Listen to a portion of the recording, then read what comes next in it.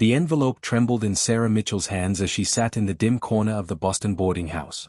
Outside, rain hammered against the windowpane, each drop echoing the frantic beating of her heart. She had written and rewritten this letter 17 times, each version a careful dance between truth and omission. Now, as midnight oil burned low in her lamp, she folded the final draft with hands that had scrubbed floors, mended clothes, and hidden bruises for 3 terrible years. Seeking matrimony, the advertisement had read in the Dakota territorial newspaper. Lakota Chief requires educated woman for companionship. Must possess strength of character and resilience. The words had leaped from the page like a lifeline thrown to a drowning woman. Sarah had discovered the newspaper lining her employer's wastepaper basket, and in that moment, destiny had whispered her name. She was 26 years old, which made her practically ancient by marriage standards. Her auburn hair, though still lustrous, was often pulled back so severely it gave her headaches. Her green eyes, once bright with dreams, had learned to look downward, avoiding attention. She was educated, yes, having attended Miss Porter's school before her father's financial ruin and subsequent death from shame and whiskey. Before everything had fallen apart. Before Richard Thornton, the man she had fled across a continent to escape. The letter in her hands mentioned none of this. It spoke instead of her teaching credentials, her love of literature, her skills in household management. It mentioned her orphan status, which was true enough since her mother had died bringing her into this world. It described her desire for a fresh beginning in the Western Territories, her fascination with native cultures, her willingness to embrace a life different from everything she had known. What it did not mention was the wedding that had taken place 2 years ago in a smoke-filled judge's office. It did not describe Richard's transformation from charming suitor to monster the moment the vows were spoken. It did not detail the locked rooms, the calculated cruelty, the isolation from anyone who might help. It did not explain how she had finally escaped one freezing January night when Richard had drunk himself into a stupor, how she had taken only what she could carry and disappeared into the maze of Boston's poorest neighborhoods. Most critically, it did not reveal that in the eyes of the law, she was still Mrs. Richard Thornton. Sarah sealed the envelope with wax, pressing her thumb into the hot red pool. No family crest, no identifying mark, just the swirl of her own fingerprint. She had become someone new the night she fled. Sarah Mitchell was a name she had borrowed from a gravestone in an abandoned cemetery, a child who had died at age 3. That little girl would never need her identity. Sarah hoped she would forgive the borrowing. The letter would take weeks to reach the Dakota Territory, weeks more for a response to return, if one came at all. What kind of man was this chief, she wondered. The advertisement had been placed by a territorial agent, the details sparse. She imagined someone old, perhaps widowed, seeking a literate woman to teach his children. The Lakota were not like the tribe she had read about in dime novels, she knew that much. They were a proud people, recently confined to reservations, their traditional ways of life shattered by broken treaties and endless betrayal. Perhaps that made them kindred spirits, she thought. Both of them trying to survive in a world that had broken its promises. As dawn light began creeping beneath her door, Sarah dressed in her worn gray dress and prepared for another day of serving breakfast to the boarding house residents. She posted the letter during her afternoon market run, watching it disappear into the mail slot like a message in a bottle cast into an unknown sea. 3 months later, when the reply came written in surprisingly elegant English on birch bark paper, Sarah's hands shook as she read the single word that would change everything: come. She had no way of knowing that Standing Bear, the man who had written that word, carried secrets of his own. The train lurched forward with a great belch of steam and ash, and Sarah pressed her palm against the smudged window as Boston dissolved into the distance.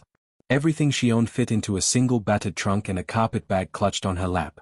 Around her, the third-class car swelled with the sounds and smells of westward migration, crying babies, unwashed bodies, hope and desperation braided together like the smoke curling from cheap cigars. Standing Bear's second letter had been longer than the first, though still economical with words.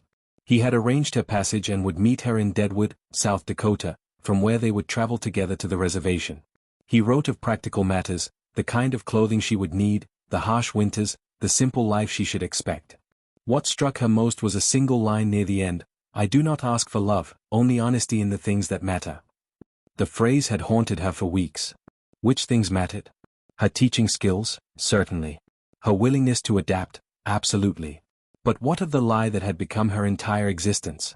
What of the wedding band she had buried in a Boston cemetery, the marriage license she had burned, the name she had abandoned like a snake shedding poisoned skin? Sarah pulled her shawl tighter as the train barreled through Pennsylvania.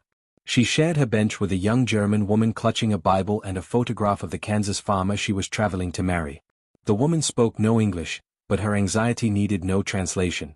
They were all running toward something, Sarah thought, or perhaps running from something. Sometimes the two were indistinguishable. The journey took 9 days. The landscape transformed outside her window like pages turning in a vast book written by God's own hand. Eastern cities gave way to farmland, farmland to prairie, prairie to something wild and endless that made her heart race with equal measures of fear and exhilaration. The other passengers changed at each major stop. The German bride departed in Kansas City with tears and determination in her eyes.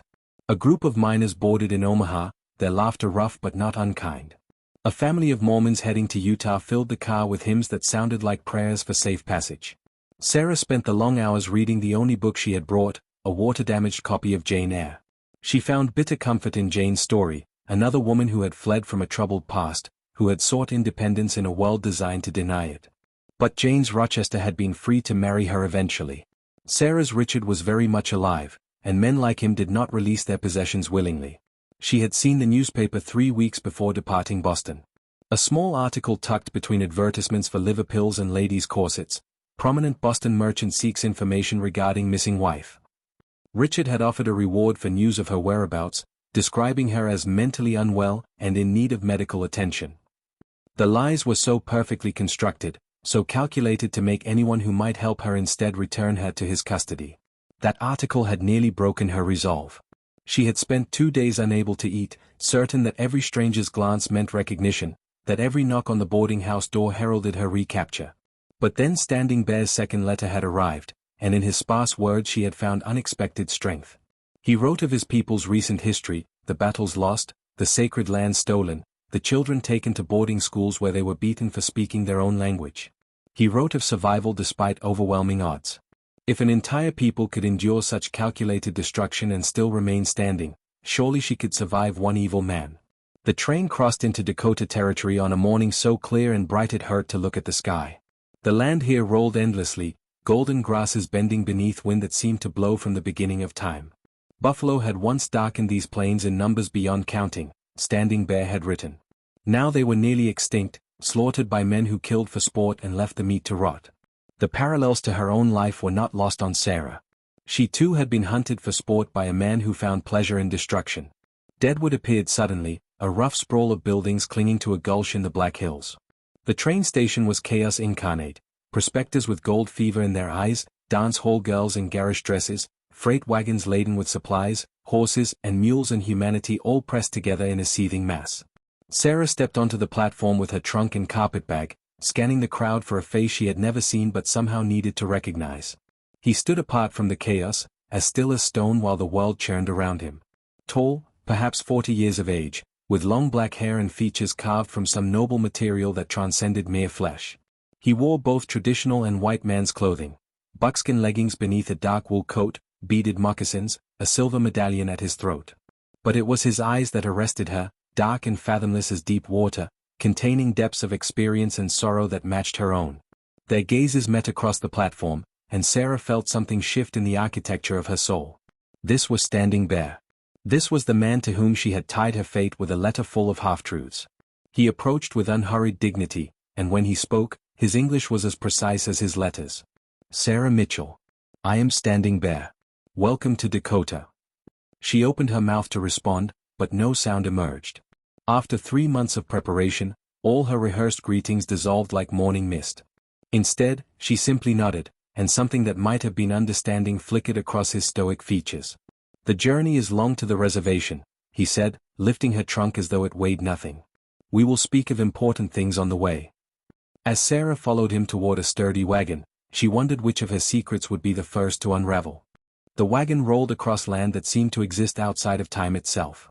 They had been traveling for 3 hours in near silence, the only sounds the creak of wheels, the steady rhythm of hoofbeats, and wind singing through grass that stretched to every horizon.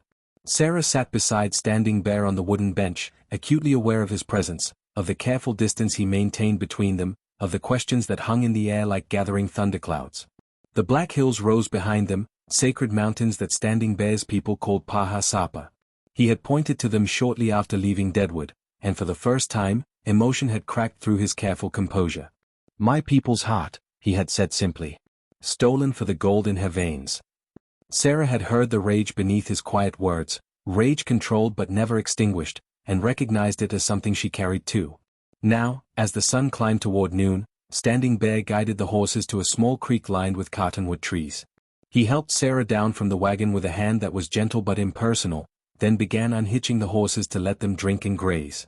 Sarah stood awkwardly, uncertain of her role, until he gestured toward a fallen log near the water. "Sit," he said.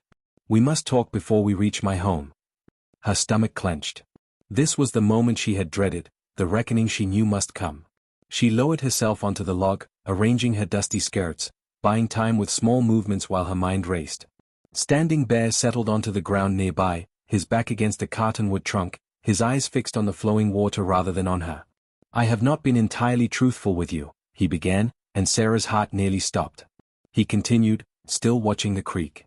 "The agent who placed the advertisement, he wrote things that were not accurate. He called me chief, but I am no longer recognized as such by the government. I was a war leader once. I fought alongside Crazy Horse at the Greasy Grass, what your people call the Little Bighorn. For this, I am considered dangerous. I am watched. My movements are restricted." He paused, and Sarah saw his jaw tighten. The agent thought saying chief would attract a better quality of woman. As if title matters more than character. He finally turned to look at her, and the directness of his gaze made her breath catch. "I wanted you to know this before we proceed. You were promised one thing, but the reality is something else. I am a man diminished in the eyes of both peoples. I live in a small house on land that was once my people's entire world. I teach the young ones in secret the ways that the government schools try to destroy. This is what you have come to." Relief and shame flooded through Sarah in equal measure. He was confessing his own deceptions while she sat silent about hers. The hypocrisy burned in her throat like acid. She looked down at her hands, fingers twisted together in her lap, and made a decision that terrified her. "I have not been truthful either," she whispered. The words hung between them. She could feel his attention shift, becoming more focused, though he did not move. The creek continued its endless song. A meadowlark called from somewhere in the grass. The world went on around them while Sarah's carefully constructed lies began to crumble. "My name is not Sarah Mitchell," she continued, forcing each word past the fear that threatened to choke her. "That name belongs to a dead child whose grave I found in Boston. My real name is Sarah Thornton, and I am a married woman." She heard him draw a sharp breath, but when she dared glance up, his expression remained neutral, waiting. Somehow this made it easier to continue. She told him everything. The courtship that had seemed like a fairy tale. Richard's wealth, his charm, his promises. The wedding and the immediate transformation. The locked rooms and calculated cruelty. The friends who stopped calling because Richard had convinced them of her instability. The servants who looked away because they needed their positions. The doctor Richard kept on retainer who wrote certificates declaring her hysterical whenever she tried to seek help. She described the escape, the months of hiding, the constant terror of discovery. She explained about the advertisement, her desperate gamble on a new life so far from Boston that Richard could never find her. She told him about the newspaper article, the reward, the lies her husband was spreading even now. "By the law of your people and mine," she finished, her voice barely audible, "I am committing fraud. I am a married woman presenting myself as available for marriage. If you wish to put me back on the train to Deadwood, I will understand. I have deceived you, and you deserve better." Silence fell, heavy and complete. Sarah could not bring herself to look at Standing Bear. She had gambled everything on this confession and lost. She would be sent back, and Richard would find her eventually. Men like him always did. At least she had tried. At least for a few months she had dared to hope for something different. "Look at me," Standing Bear said, and his tone was not what she expected. She raised her eyes to find him studying her with an expression she could not decipher. "In my culture," he said slowly, "a woman may divorce a man for cruelty. She takes her belongings and returns to her family, and the marriage is ended. No council of men is needed, no law, no paper. Her word is enough because we understand that some bonds are poison and must be severed." He shifted position, leaning forward. "Your people's laws are different. They give men ownership of women as if women were horses to be broken. I have seen this in the white settlements. I have seen women with bruises they try to hide, with fear in their eyes, trapped by papers they signed." His voice hardened. This is not justice. This is not sacred. Sarah felt tears begin to slip down her cheeks, but she did not look away from him. He continued, "You asked if I wish to put you on a train. I do not. You came here seeking safety and a new beginning. These are reasonable things to seek. Your husband lost his rights to you the moment he raised his hand in violence. His laws may say otherwise, but his laws are as corrupt as the treaties his government signs with my people then breaks." He stood, moving to crouch before her so they were eye to eye. "You are not the only one who has fled from evil, Sarah Thornton. My people are refugees on our own land, prisoners of a government that wants to erase us from existence. We survive by adapting, by taking new names when necessary, by finding ways to continue despite laws designed to destroy us." He reached out slowly, giving her time to pull away, and gently wiped a tear from her cheek with his thumb. "If you wish to be Sarah Mitchell," he said, "then be Sarah Mitchell. The woman who was Sarah Thornton died in Boston. Let her rest in peace." The reservation appeared as the sun began its descent toward the horizon, painting the sky in shades of amber and crimson that seemed to set the prairie itself on fire. Sarah's first impression was of how small everything looked, how confined. The land that had once been infinite for Standing Bear's people was now reduced to a grid of survey lines and government boundaries, a cage with invisible bars that somehow felt more oppressive than any physical prison. Small houses dotted the landscape, some traditional teepees standing defiantly beside government-issued wooden structures that looked hastily built and poorly maintained. Horses grazed in communal pastures. Smoke rose from cooking fires. Children played in the dusty spaces between dwellings, their laughter carrying on the wind like a declaration of resilience. As the wagon approached, Sarah noticed people stopping their activities to watch, faces curious but guarded. "They will be wary of you," Standing Bear said, reading her thoughts. "Many white teachers have come to the reservation. Most bring government rules and punishment for speaking our language. They come to erase who we are and make us into poor copies of white people." He glanced at her. "I have told them you are different, but they will need to see this for themselves." He guided the wagon to a house at the edge of the settlement, slightly larger than the others, built of wood but decorated with traditional symbols painted in earth tones around the door and windows. A small garden flourished beside it, late summer vegetables thriving despite the harsh conditions. As Standing Bear helped Sarah down, the door opened and a woman emerged. She was perhaps 60 years old, her hair silver white and braided, her face a map of every hardship she had survived and overcome. She wore a traditional dress adorned with intricate beadwork, and her eyes, sharp as obsidian, examined Sarah with an intensity that felt like being weighed on scales of judgment. "This is Winona," Standing Bear said. "My mother's sister. She maintains my household and will teach you our ways, if you prove worthy of learning." Winona said something in Lakota, her tone skeptical. Standing Bear replied in the same language, and a rapid exchange followed. Sarah stood uncomfortably, understanding nothing but able to read Winona's doubt in every gesture. Finally, the older woman turned to her and spoke in accented but clear English.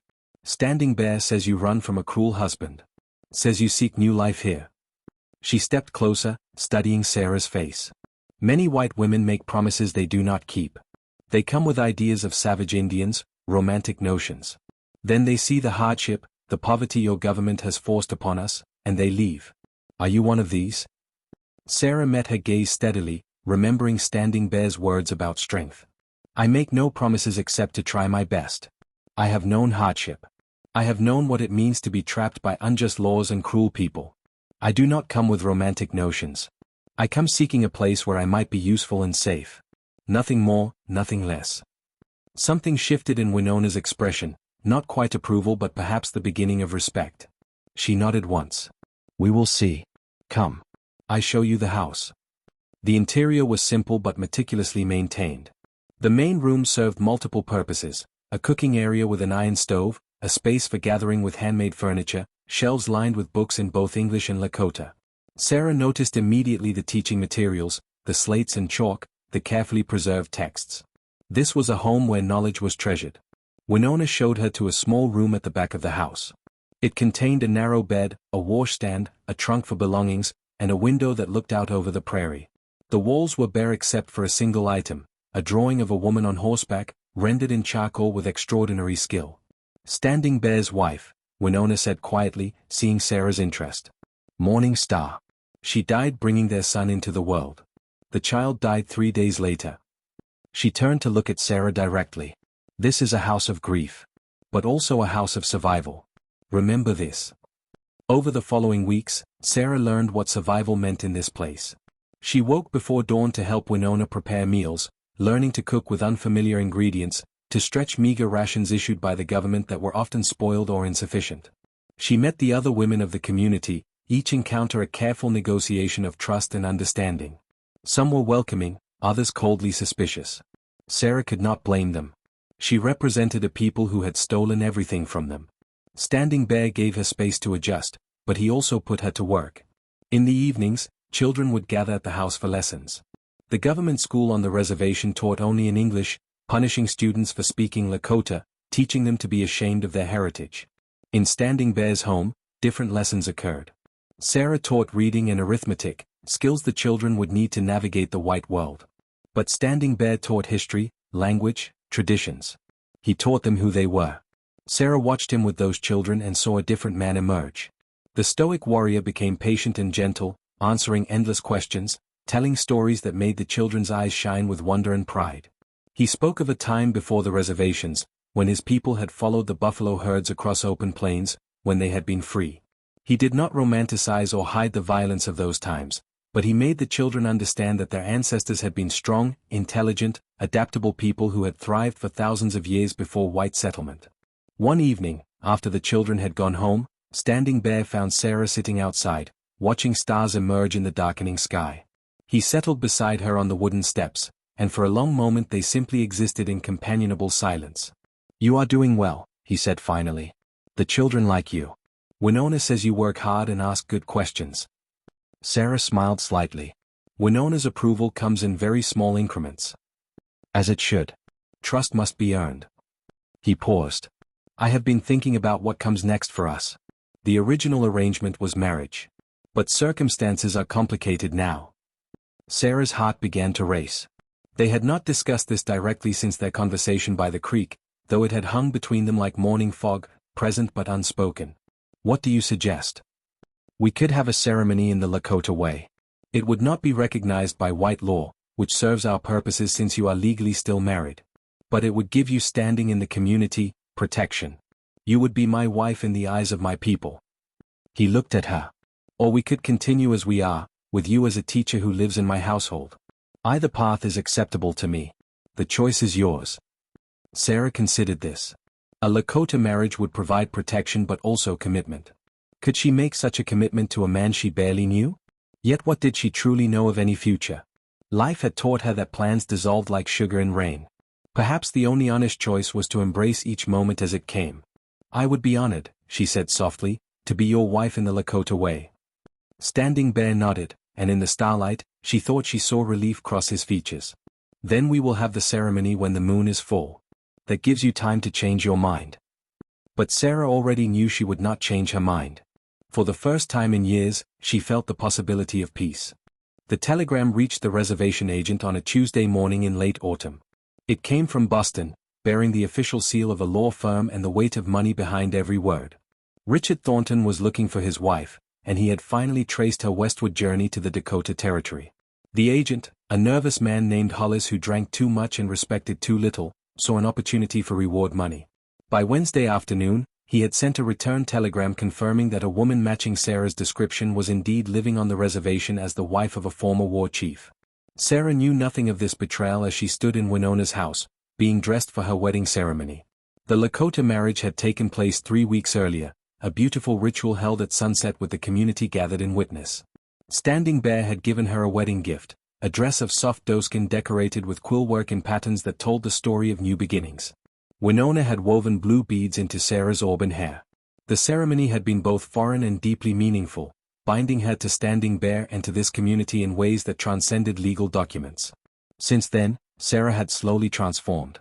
The constant fear that had haunted her in Boston had not disappeared entirely, but it had receded like a tide, leaving room for something else to grow. She laughed more easily now. She slept without nightmares. She had begun teaching some of the women to read English while they taught her Lakota words and traditions. She was becoming, impossibly, happy. "You look worried," Winona observed, adjusting the shawl around Sarah's shoulders. They were preparing for a community gathering, a celebration of the harvest such as it was on the impoverished reservation. What troubles your heart? Just old ghosts, Sarah said, trying to smile. They are quieter now, but they never fully disappear. Winona's knowing eyes studied her. The past is like a wolf. If you run, it chases. If you turn and face it, sometimes it slinks away. Sometimes it attacks. But at least you see it coming. Before Sarah could respond, shouting erupted outside. Male voices, angry and alarmed. The two women exchanged glances before hurrying to the door. What they saw made Sarah's blood turn to ice. 3 men on horseback had entered the reservation, accompanied by Agent Hollis and 2 tribal police whose faces showed shame and helplessness. The lead rider was tall and well-dressed, his expression radiating entitled fury. Even at a distance, even after more than 2 years, Sarah recognized him instantly. Richard Thornton had found her. Standing Bear appeared from the direction of the teaching house, moving to place himself between the riders and his home. Other men of the community began gathering, forming a loose circle around the scene. Sarah could see the tension in every body, the careful control. These men had learned through bitter experience that any show of aggression toward white visitors brought swift and terrible consequences. That's her. Richard shouted, pointing at Sarah as she stood frozen in the doorway. That's my wife. Sarah Thornton, you will come with me this instant. Agent Hollis shifted uncomfortably in his saddle. Mrs. Thornton, your husband has legal documents proving your marriage. You need to accompany him back to Boston. Sarah felt Winona's hand grip her arm, steadying her. Standing Bear's voice rang out, calm but carrying absolute authority. This woman is Sarah Mitchell, my wife according to the laws of the Lakota people. She has sanctuary here. Richard laughed, a sound that transported Sarah back to the worst nights of her marriage. Your laws mean nothing. She is legally bound to me, and I have come to collect my property. He focused on Sarah, his eyes glittering with malice barely concealed beneath social propriety. My poor, disturbed wife. You've caused such worry. The doctors are very concerned about your mental state. The doctors. The certificates. The carefully constructed prison of lies that had kept her trapped. Sarah felt the old fear begin to rise, threatening to drown her. She had been foolish to think she could escape. Men like Richard always won. The law was designed to ensure it. But then Standing Bear spoke again, and his words cut through her panic. You speak of laws. Let us discuss laws. The laws that allow a man to beat his wife without consequence. The laws that declare women property rather than people. The laws that have stolen this land from my people, that have imprisoned us here, that take our children to schools where they are beaten for speaking their own language. He stepped closer to Richard's horse, and something in his bearing made the animal sidestep nervously. I have watched your civilization closely, Standing Bear continued, his voice soft but carrying to every listener. I have seen what you call justice. It is justice for men like you, who use law as a weapon against those weaker than yourselves. It is not true justice. It is not sacred. I don't need a lecture from a savage, Richard spat. I need my wife returned to me, and I have the law on my side. Perhaps, Standing Bear acknowledged. But you are on a reservation. Federal jurisdiction applies differently here. And I know something about law that you may not. In matters of domestic disputes involving tribal marriages, the agent has discretionary power to determine jurisdiction. He turned to Hollis, whose face had gone pale. Is this not so, Agent Hollis? Hollis squirmed. The tribal police watched him with contempt, knowing he had already sold out for reward money. The community members pressed closer, their silent witness a form of pressure all its own. Sarah understood what Standing Bear was doing, creating a situation where Hollis would face consequences from the very people he was supposed to serve if he sided with Richard. The situation is complex, Hollis stammered. It is simple, Standing Bear corrected. You can choose to enforce white man's law that protects abusive men. Or you can recognize that this woman has legal sanctuary through tribal marriage and that forcing her to leave would constitute a violation of tribal sovereignty. He paused. Which choice will you make, Agent Hollis? And which choice will you have to live with when you wake up each morning on this reservation, surrounded by people who remember what you decided today? Richard's face flushed crimson. You threaten a federal agent? I'll have the army here too. To what? Standing Bear interrupted. To remove one woman by force? Do you think the newspapers would not hear of this? Do you think your reputation in Boston would survive stories of how you needed federal soldiers to recapture your runaway wife? He smiled without warmth. You wealthy men care greatly about reputation. The scandal might damage your business prospects considerably. It was a calculated gamble, using Richard's own vanity and self-interest against him. Sarah watched the calculation happen in her husband's eyes, the weighing of options, the measuring of costs. Richard Thornton was many terrible things, but he was not stupid. A public spectacle involving the army, tribal sovereignty, and a fleeing wife would indeed create exactly the kind of scandal that could destroy his standing in Boston society. "This isn't over," Richard hissed. But his tone had changed, defeat creeping in at the edges. "I'll take this to higher authorities. You will return to Boston," Standing Bear said firmly, "and you will tell everyone that your wife died of illness in the Western Territories. You will mourn appropriately. You will, in time, remarry someone more suitable to your needs, someone who does not require being hunted across a continent." His voice dropped. "Or you can continue this pursuit and watch your reputation crumble. The choice, like all choices, is yours." The standoff stretched for an eternal moment. Then Richard jerked his horse's reins savagely, causing the animal to dance sideways. "Keep her then," he snarled. "She was always more trouble than she was worth." As Richard Thornton rode away with his companions, Sarah felt something inside her finally, truly break free. It was not immediate relief or sudden joy. It was something quieter and more profound, the understanding that she had survived. That she was, impossibly, free. Standing Bear turned to her, and in his eyes she saw not triumph but simple acknowledgement of a battle won. He walked to where she stood and took her hand gently. "It is finished," he said. Sarah nodded, unable to speak past the emotion closing her throat. Winona squeezed her shoulder, and the community members began dispersing, their solidarity having served its purpose. As the sun set over the prairie, painting the grass gold and crimson, Sarah finally allowed herself to believe in the future she and Standing Bear were building together. Their story was not a fairy tale. The reservation remained a place of hardship and injustice. The struggles of Standing Bear's people continued. Sarah's past would always be part of who she was. But they had found something precious in each other, not rescue or salvation, but partnership forged in mutual understanding of what it meant to survive against impossible odds. As they walked back to their home together, their shadows stretching long across the prairie grass, Sarah realized that happiness was not the absence of struggle but the presence of someone willing to stand beside you in the fight.